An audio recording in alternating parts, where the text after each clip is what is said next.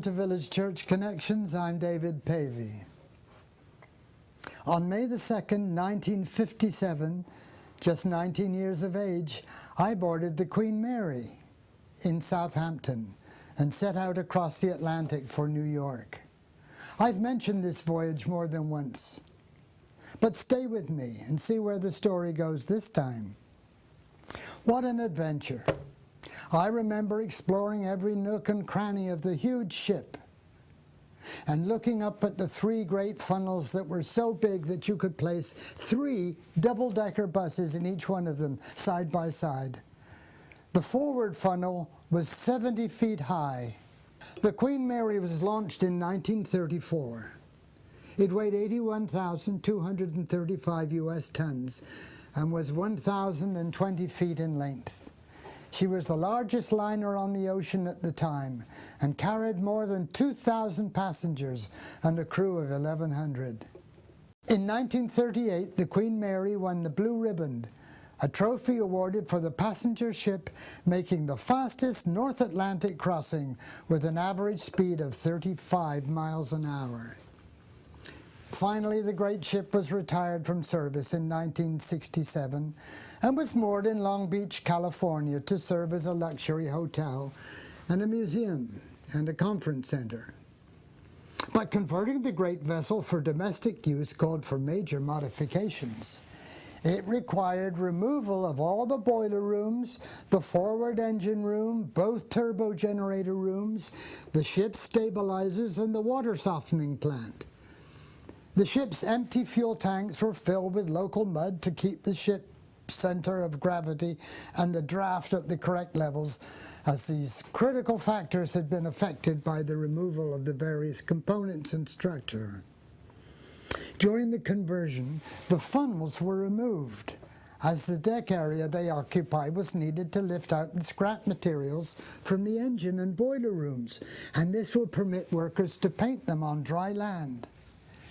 Gently the bolts were unscrewed and large cranes lifted the funnel to the quayside.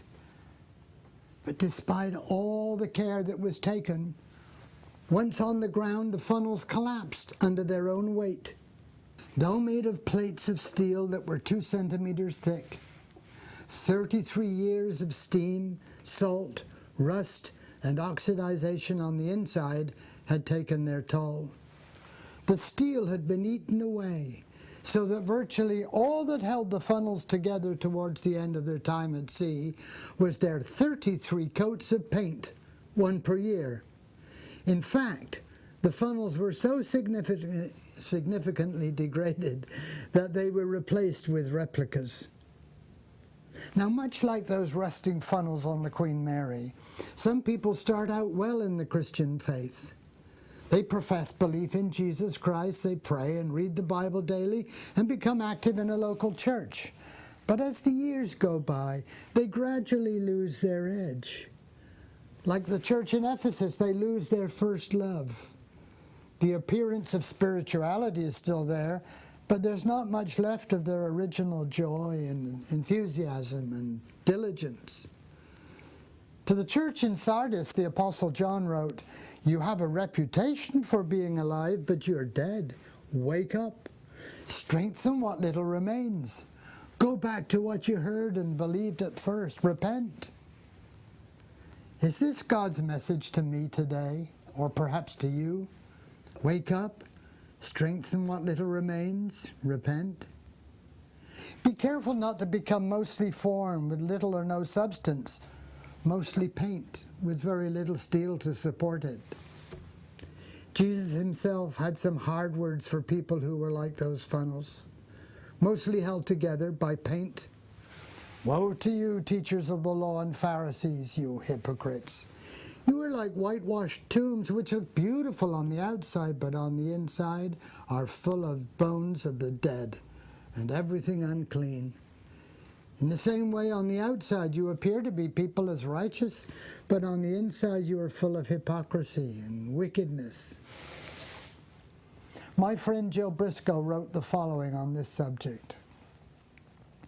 "One day I found within my heart Someone who'd been there from the start, a prudish person, self-appointed, self-sufficient, self-anointed.